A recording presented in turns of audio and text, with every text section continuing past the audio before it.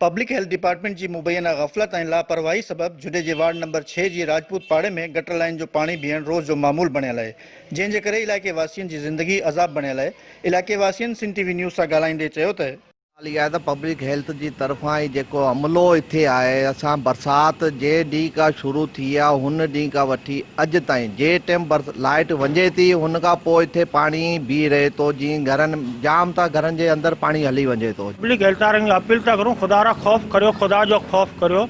मदरसे में न्याणियों ही ॿार पढ़नि था जेके कुरान जा हाफ़िज़ थियण अचनि था। रोज का ये मसला है। मिस्त्रियों को बोलते हैं बोला डीजल नहीं है, हम क्या कर सकते हैं, हमारे टीम में कुछ नहीं दे रहा।